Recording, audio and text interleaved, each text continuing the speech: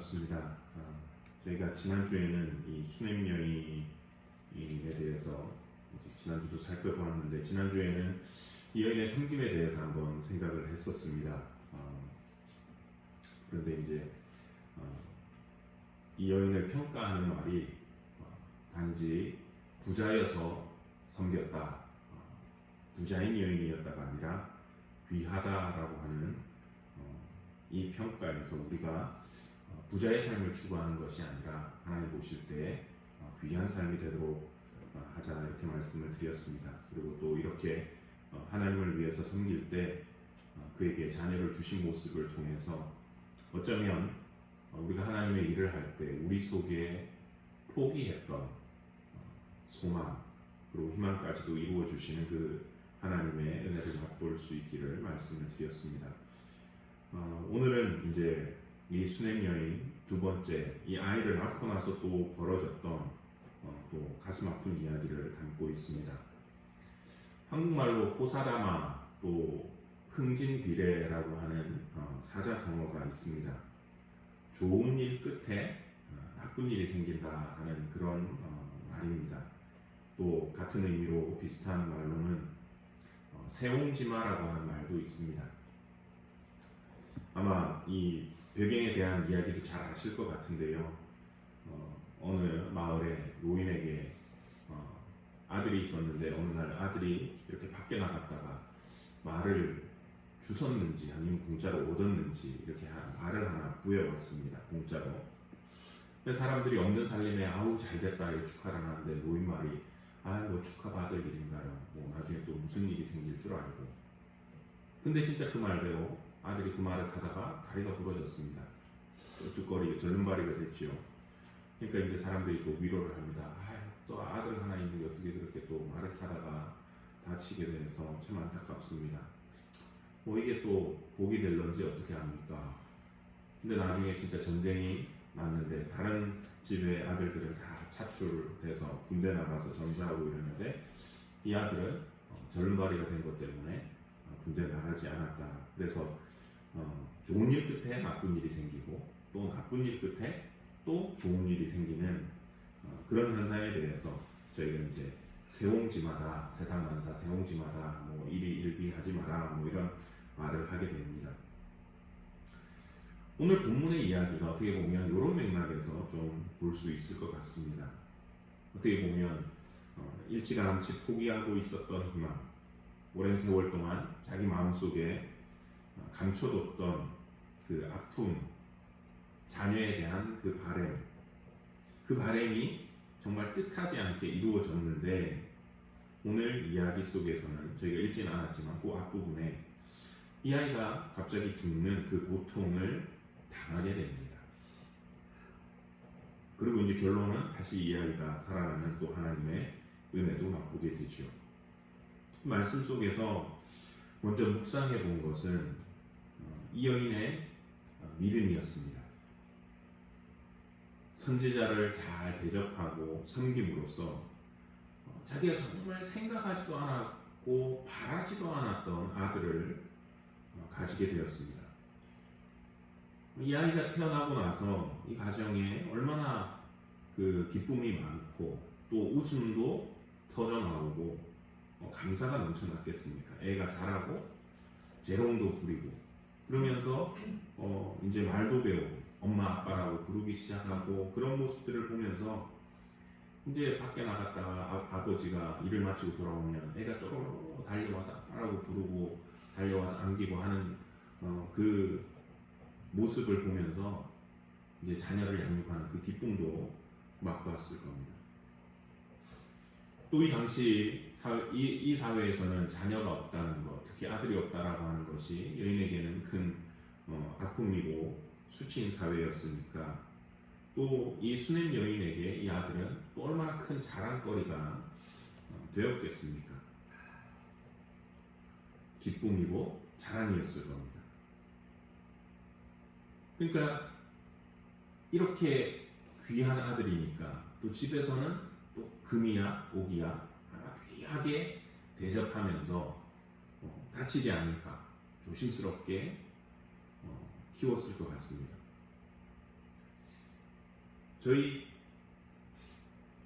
제가 아는 분 중에 아주 귀하게 자라신 분이 있다고 얘기를 들었습니다. 네, 한국에. 제 친척 중에 결혼을 하셨는데 그 부인분이 이제 손이 좀 귀한 집에서 이렇게 태어나셨나 봐요. 그래서 그분이 중학교 때까지 부모님들이 등하교를 업어서 시키셨다 이러시더라고요. 중학생 때까지. 그러니까 얼마나 귀하게. 모르겠습니다. 이 아이도 얼마나 나이가 이렇게 됐는지 모르겠지만 아마 진짜 눈에 넣어도 아프지 않는 아이로서 이렇게 자랐을런지 모르겠습니다. 그런데 오늘 말씀을 보면 이제 18절부터 사실은 이야기 후반부가 시작이 되는데 갑자기 이 아이가 머리가 아프다고 하면서 들에 나가 있다. 그러니까 아이가 머리가 아프다고 이러니까 아버지가 사환에게 시켜서 어머니에게 데려다 주라. 그러고는 이 아이가 낮에 어머니의 무릎에 앉아 있다가 죽어버렸습니다. 그래서 아픈 현상이 나타나고 증상이 나타나고 손쓸 겨를이 없이 바로 이렇게 이제 죽었습니다. 이 아이의 병이 무엇이냐? 뭐 사람들이 말라리아다, 뭐다, 일사병이다, 뭐 성경에는 정확하게 기록을 하고 있지 않아서 무슨 병이었는지는 알지 못하겠지만 어쨌든 손쓸 겨를이 없이 바로 이렇게 죽었던 것 같습니다. 아이의 나이는 그렇게 아주 뭐 나이가 많은 청소년 정도는 아닌 것 같습니다. 훨씬 어린 나이 같습니다. 불과 많으면 10살 아니면 7살 많으면 7살 아니면 4세에서 7세 정도. 왜냐하면 이제 자기가 어디가 아픈지를 말할 수 있을 정도가 됐고 그리고 엄마 무릎에 아직 앉는다고 하는 정도로 봐서는 아직 많이 크지는 않고 그리고 뭔가 자기의 의사를 뚜렷이 말할 수 있는 그 정도 나이가 됐던 것 같습니다. 이 아이가 이렇게 죽어버렸습니다. 너무나 예쁘고 자기에게 자랑이었고 너무나 귀한 아이였는데 참 마음이 아플 것 같은데 오늘 이 수넴 여인이 보여준 것은 그의 강한 믿음입니다. 비록 아들은 잃었지만 무엇은 잃지 않았느냐? 믿음은 잃지 않았다라고 하는 것입니다. 그가 바로 엘리사에게로 달려가서 자기의 상한 마음을 내려놓았습니다. 28절 말씀이 바로 그것입니다. 여인이 이르되 내가 내 주께 아들을 구하더이까 나를 속이지 말라고 내가 말하지 아니하더이까 하니 내가 언제 당신한테 아들 달라고 했습니까? 나 속이지 말라고 하지 않았습니까? 이렇게 금방 아들이 죽을 것 같았으면 왜 저한테 주셔가지고 이 아이를 키우는 기쁨을 맛보게 하시고 다시 이 아이가 죽어서 이 고통이 이렇게 크게 만들었습니까? 차라리 안 주셨으면 이 아픔이라도 좀 덜하지요. 처음에 아이가 태어났을 때 엘리사에 대해서 아마 엄청나게 고마워했었을 것 같습니다. 감사하고 더 잘해주려고 했을 건데 지금 보면 그 고마움과 그 감사가 이제는 어떻게 보면 삿대질로 돌아오는 것 같습니다. 왜 이렇게 당신이 괜히 일을 벌려가지고 우리 집에 이렇게 큰 풍지풍파를 만드냐? 근데 이게 블레임처럼 들리지만 이렇게 블레임이 아닙니다. 21절 보시면 그가 그 아들을 어떻게 했는지가 나옵니다. 그의 어머니가 올라가서 아들을 하나님의 사람의 침상 위에 두고 문을 닫고 나와 이 여인이 죽은 아들을 엘리사가 오면 묵는 방 그리고 엘리사의 침대에 두고 이렇게 엘리사를 찾아왔습니다. 만약 이 수넴 여인이 찾아온 이유가 선지자에 대해서 비난하고 블레임하고 삿대질을 하기 위해서 그렇게 그 목적 때문에 왔다 그러면 아들을 이곳에 절대 둘 수가 없습니다. 왜냐하면 이스라엘에서 장례 풍습은 저희들하고 다릅니다. 이스라엘에서는 죽은 걸로 확인이 되면 그날 바로 장례를 지냅니다. 그리고 이제 이것도 사도행전 5장을 보시면 저희가 이제 성경 안에서 예를 볼 수 있는데, 아나니아와 삽비라가 이렇게 자기들의 재산을 처분하고 와서 드리잖아요. 근데 거짓말을 하다가 남편이 먼저 죽습니다. 그러니까 바로 사람들이 나가서 장사를 지내고 왔다 이럽니다. 그리고 또 부인이 들어와서 또 똑같이 속이다가 부인도 죽으니까 사람들이 장사 지내고 돌아온 사람들이 부인이 죽은 것을 보고 다시 메고 나가서 또 장사를 지냈습니다. 바로 장사를 치르는 거죠. 그러니까 엘리사를 찾아온 이유가 비난이고 성토고 그런 게 목적이었다면 나오기 전에 아이를 장사를 지내놓고 먼저 그리고 왔어야 됩니다. 그리고 자기 혼자 올 것도 아니죠. 남편도 같이 데리고 와가지고 이게 뭐 하는 거냐고 뭐 손가락질을 하든 삿대질을 하든 소리를 치든 뭐 그렇게 했어야 되는데, 아이를 남편 몰래, 남편은 알지 못하게 하고 선지자의 방에 두고 찾아왔다라고 하는 것은 다른 목적이 있었다라고 하는 것입니다. 그 다른 목적이 뭐냐? 바로 하나님의 은혜를 구하는 것이지요. 그는 이 하나님의 은혜에 대한 믿음이 있었던 것입니다. 30절에서 이렇게 그가 말하고 있는 것을 봅니다. 아이의 어머니가 이르되 여호와께서 살아계심과 당신의 영혼이 살아계심을 두고 맹세하노니 내가 당신을 떠나지 아니하리이다. 엘리사가 이에 일어나 여인을 따라가니라. 이 여인이 왜 자기를 찾아왔는지를 알게 되었을 때 이 엘리사는 자기의 사업한 게하시를 먼저 보냈습니다.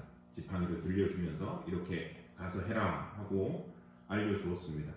하지만 이때 여인이 한 이야기가 이랬습니다. 여호와의 살아계심과 당신의 영혼의 살아계심을 두고 맹세하노니 내가 당신을 떠나지 아니하리다. 여호와께서 살아계시고 당신이 살아계심을 두고 맹세하면 나는 절대 안 떠날 겁니다. 근데 이 말이 여러분 혹시 어디에서 나왔던 것이 기억이 나나요? 비슷한 부분이 있습니다. 아니, 비슷한 게 아니고 똑같이 말한 부분이 있습니다. 누가 했던 말이냐면 엘리사가 엘리야에게 했던 말이 똑같습니다. 엘리야가 하나님께서 자기를 이제 데려가실 줄 알고 엘리사에게 여러 번 말했습니다. 하나님이 나를 베델로 보내시느니라. 너는 여기 머물러라. 그때 엘리사가 이렇게 말했습니다. 여호와께서 살아계심과 당신의 영혼이 살아계심을 두고 맹세하니 내가 당신을 떠나지 아니하리라. 하나님이 나를 여리고로 보내시느니라.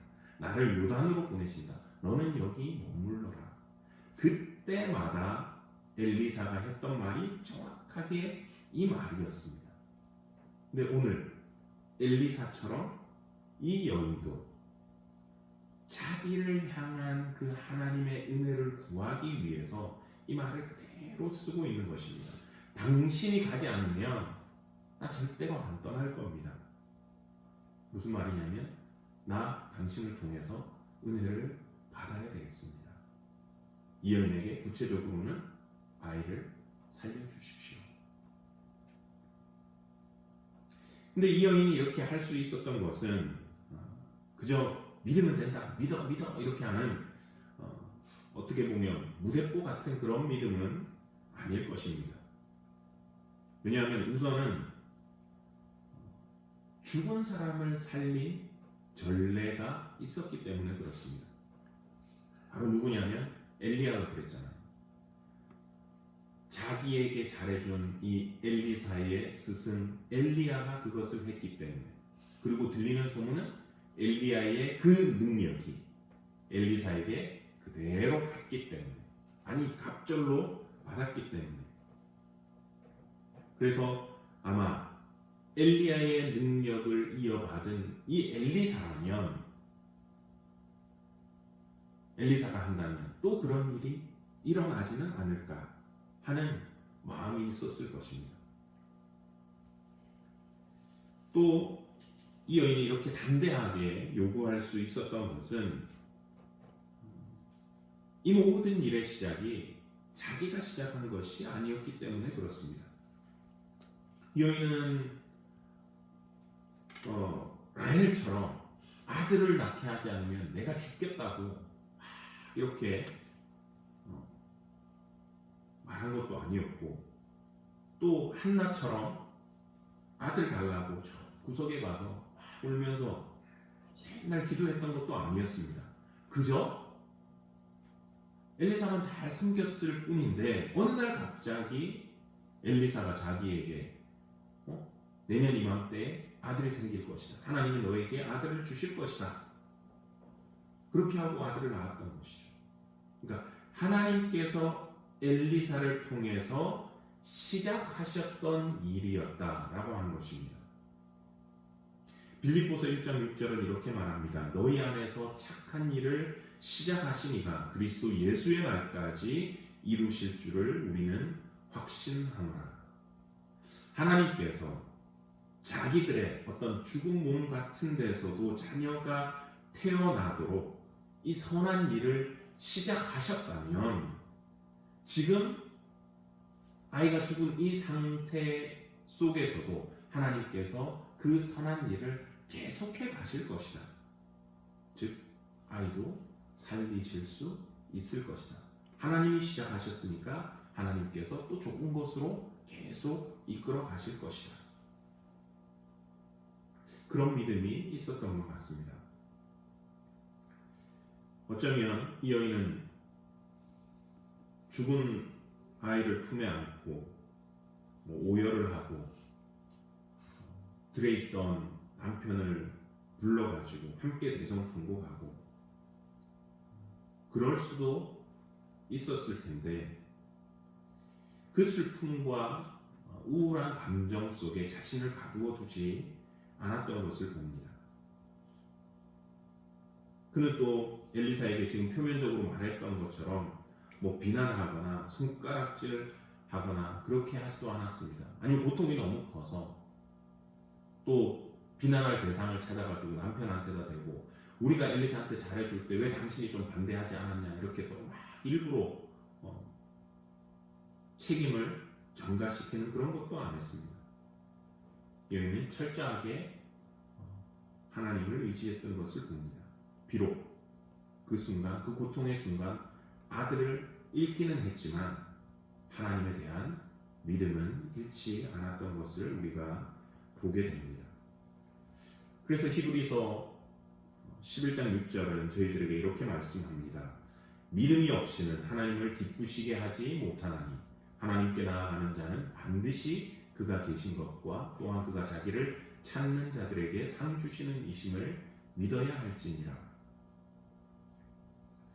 저희들의 삶에 예상치 못한 고난과 어려움이 찾아오고 또 그런 순간에 우리가 가진 우리가 여기기에 소중한 것들 그런 것들을 잃어버릴 수가 있을 겁니다. 오늘 본문처럼 사랑하는 가족을 잃을 수도 있고요.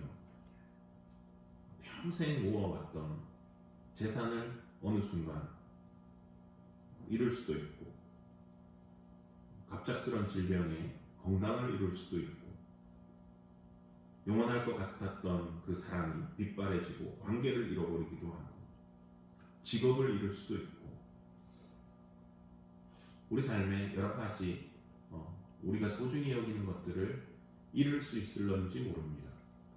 근데 그런 일이 발생할 때 보면 하나님 계시면 왜 이러냐 하면서 신앙을 버리고 심지어는 신앙의 공동체로 떠나는 그런 모습들을 때로는 보게 됩니다. 하지만 오늘 우리는 이 수냄 여인을 통해서 이 여인의 신앙을 통해 도전받을 수 있으면 좋겠습니다. 내가 소중히 여기는 것들을 잃는 때가 온다 할지라도 하나님을 향한 믿음, 그분을 향한 신뢰는 잃어버리지 않기를 원합니다. 오히려 우리 삶에 하나님께서 기뻐하시는 그 믿음을 붙들고 살아갈 수 있는 저희들의 신앙이 될 수 있기를 소원합니다. 또 한 가지 말씀 속에서 우리가 확인해 보는 것은 우리 삶에 역시 필요한 것은 하나님이시다라고 하는 것입니다. 이 수냄 여인에게는 엘리사가 유일한 도움이었습니다. 자기를 도울 수 있는 유일한 사람. 그래서 엘리사에게 나아갔고 엘리사가 자기가 가지 않고 대신에 이 게하시를 보내었을 때 나는 당신 절대 안 떠날 겁니다 라고 했던 이유가 바로 이것입니다. 당신이 가야 됩니다. 당신이 나의 도움입니다. 일명 이 여인의 예상이 맞았습니다. 31절 보시면 이렇게 나옵니다. 게하시가 그들보다 앞서가서 지팡이를 그 아이의 얼굴에 놓았으나 소리도 없고 듣지도 아니하는지라. 돌아와서 엘리사를 맞아 그에게 말하여 아이가 깨지 아니하였나이다 하니라. 이 게하시가 엘리사의 그 명령을 받아가지고 엘리사의 지팡이를 가지고 먼저 가서 이 아이의 얼굴에 놓았는데 아무런 변화가 없습니다. 근데 이 엘리사의 지팡이를 가지고 뭔가를 하는 이 일이 또 우리가 이미 봤던 말씀 속에서 비슷한 일을 생각나게 합니다. 뭐냐면 엘리사가 엘리야의 능력을 받고 엘리야의 겉옷을 가지고 요단강을 내리칠 때 그 모습과 닮았습니다. 동일하게 우리가 확인하는 바는 엘리야의 겉옷이나 엘리사의 지팡이, 그것은 사실은 그것 자체로는 아무것도 아니다라고 하는 것입니다. 아니 어쩌면 그것을 사용하는 엘리사도 사실은 아무것도 아닙니다. 우리가 주의해야 되는 것은 겉옷이나 지팡이, 그런 기구가 중요한 것도 아니고 또 그것을 사용했던 엘리야 아니면 엘리사, 이 사람이 중요한 것도 아닙니다. 물론 이 여인은 지금 엘리사를 의지를 하고 있지만 정말로 우리가 놓치지 말아야 할 것은 바로 이들을 사용하시는 하나님이시다라고 하는 것입니다. 그래서 이 엘리사가 집에 도착해서 죽은 아이가 자기의 침상에 눕혀져 있는 것을 보고 했던 첫 번째 행동, 그리고 가장 강력한 행동은 바로 기도였던 것을 봅니다. 기도가 하나님을 움직이게 하는 방법입니다. 32절 33절입니다. 엘리사가 집에 들어가더니 아이가 죽었는데 자기의 침상에 눕혔는지라. 들어가서는 문을 닫으니 두 사람뿐이라. 엘리사가 여호와께 기도하고 여호와께 엘리사가 기도하였습니다. 근데 어떻게 기도했냐면 들어가서 문을 닫고 그러고 기도를 했다고 합니다. 왜 문을 닫았을까요? 저는 사실은 이렇게 돌아가신 분들을 보고 장례식을 제가 하고 이렇게 한 경험이 별로 없어가지고요. 이렇게 같이 있으면 조금 느낌이 쎄할 것 같아요. 근데 엘리사는 지금 죽은 아이와 자기 단둘이 지금 이렇게 딱 있습니다. 문을 닫고. 성경이 사실은 모든 1분 1초 단위대로 모든 것을 기록을 하지는 않잖아요. 그래서 저희가 모든 상황을 알 수는 없지만 조심스럽게 예상해 보는 것은 이렇습니다. 이 수냄 여인이 엘리사를 찾아 갈멜에 갔을 때, 이때 엘리사는 갈멜에 있었습니다. 이 여인의 집에는 난리가 나지 않았을까요? 왜냐하면 수냄이라고 하는 동네하고 갈멜까지의 거리가 50km입니다. 50km 정도가 되는데 제가 구글 맵으로 이 동네 맨하탄 이 동네에서 거리를 쭉 재보니까 딱 우리 박 목사님 댁에서 저기 와미고를 지나서 세인트 메리스까지 딱 가니까 약 50km 조금 더 나오더라고요. 교회에서 출발하면 50km가 채 안 되고요. 박 목사님 집에서 출발을 해야 한 50km입니다. 근데 이 당시에 뭐 여인은 나귀를 타고 막 쉬지 않고 달려가라 했지만 그래도 뭐 가다가 중간에 쉬기도 하고 물도 마셔야 되고 짐승도 50km 거리를 걷거나 이런 도보로 이동한다고 했을 때 지도상에서 걸리는 시간이 10시간 반이었습니다. 안 쉬고 10시간 반. 아이가 죽은 게 나까지 어머니 무릎에 있다가 죽었다라고 했습니다. 이걸 그냥 우리가 뭐 12시 정오라고 쳐보지요. 근데 남편의 아이를 그 방에다 갖다 놓고 또 들에 있는 남편에게 찾아가서 나 지금 종이랑 나귀 하나 꺼내주시오 얘기하고 그리고 돌아와서 준비하고 이렇게 가고 그러고는 또 엘리사를 만나서 이렇게 얘기하고 시간 아까 보내다가 돌아왔다 쳐도 빨라야 밤 11시 빨라야 밤 11시 아니면 12시 아니면 새벽 그 사이에 남편은 계속 뭐 밭에서 일만 하고 있나요? 농사 일이 암만 뭐 늦게까지 한다 하더라도 해지는 못하잖아요. 집에 돌아와서 아까 낮에 머리 아프다고 했던 애는 어디 갔나 찾다가 애 죽은 것을 보고는 난리 나지 않았을까요? 근데 우리로 치면 뭐 또 남자들이 한국 사람들의 성격 확 이렇게 끌어오르잖아요. 애는 죽었는데 이 여자는 지금 어디 간다고 정신이 뭐 하고 막 열을 토하고 그랬을런지 모르겠습니다. 아니면 진짜 뭐 남편이 굉장히 점잖은 사람이어가지고 어떡하나 그냥 뭐 울고 있었을런지도 모르겠지만 엘리사와 여인이 도착했을 때 집안의 상황은 분명히 울고 불고 그리고 곡하고 마치 예수님이 그 죽은 여자아이 집 아버지가 데려왔을 때 배당장이 아이를 죽였을 때 권하는 사람들이 막 소란스럽게 하는 그 상황과 비슷하지 않았을까 싶습니다. 문을 닫는다라고 하는 것 그것은 단절을 의미합니다. 방문을 닫으면 방 안쪽과 방 바깥쪽이 분리가 됩니다. 바깥에서는 울음소리, 탄식소리, 아이가 죽었다, 끝이다, 이제 난 못 산다, 온갖 부정적인 소리들이 들립니다. 근데 문을 닫음으로써 그 모든 부정적인 소리는 차단이 되고 오로지 무엇을 하느냐? 새 일을 이루실 수 있는 하나님께 집중할 수 있게 되는 것입니다. 자기의 지팡이가 이 아이를 살리는 것도 아니고 자기가 이 아이를 살리는 것도 아니고 그 상황 가운데 역사하실 분은 바로 하나님이셨기에 엘리사는 그 모든 것들을 다 차단하고 막고 오로지 하나님께만 집중하고 기도했던 것입니다.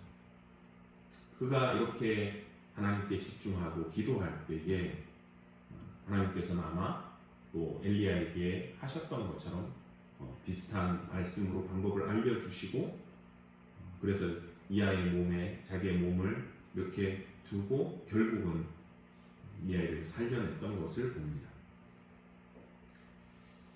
우리 교회에도 우리 삶에도 다른 사람의 어떤 도구나 아니면 그 다른 사람이 가지고 있는 그 무엇이 아니라 살아계신 하나님, 그 하나님의 역사하심이 저희들 가운데 있기를 소원합니다. 우리가 이 엘리사처럼 한번 이렇게 기도해 볼 수 있으면 좋겠습니다.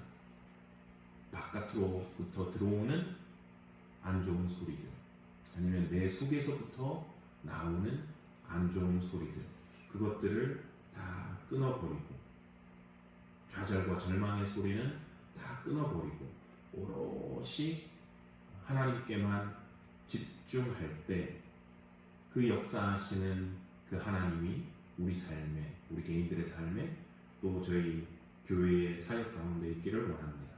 그래서 특별히 죽었던 아이가 살아나듯이 우리 교회를 통해서, 저희 교회의 사역을 통해서 죽은 영혼들이 되살아나는 그런 역사를 볼 수 있는 저희들의 삶과 또 우리 교회의 사역이 될 수 있기를 원합니다. 그래서 저희가 어떤 상황 가운데서도 선한 일을 시작하신 그 하나님에 대한 믿음을 잃지 않고 나아가도록, 또 부정적인 소리는 차단하고 오로지 하나님께만 집중하며 나갈 때 역사하신 그 하나님을 경험하는 저희들의 삶이 되기를 소원합니다. 기도하시겠습니다. 하나님 아버지, 은혜를 감사드립니다. 오늘 또 말씀을 통해서 믿음에 대해서 한번 묵상을 해보았습니다. 저희들의 삶을 살아가며 만나게 되는 수많은 파도 속에서 우리가 이런저런 것들, 내가 소중히 여기고 아끼는 것들 잃을 수 있겠지만, 하나님 원하옵기는 우리가 믿음을 잃지는 않도록 하나님이 기뻐하시는, 하나님을 기쁘시게 하는 그 믿음을 늘 소유할 수 있는 저희들의 신앙이 될 수 있도록 도와주시옵소서. 또 이 하나님 앞에 나아갈 때에 세상으로부터 들리는 온갖 부정적인 소리, 내 속에서 나오는 부정적인 생각과 의심의 생각, 이 모든 것들은 차단하고 오로지 하나님께만 집중하고 기도할 때 하나님의 살아계심을 보고, 특별히 죽은 영혼을 살리시는 그 역사가 우리 교회를 통해서 일어날 수 있도록 아버지 하나님 저희들을 축복하여 주시옵기를 원하옵고, 이 모든 말씀 살아계시는 우리 구주 예수 그리스도의 이름으로 기도드리옵나이다. 아멘.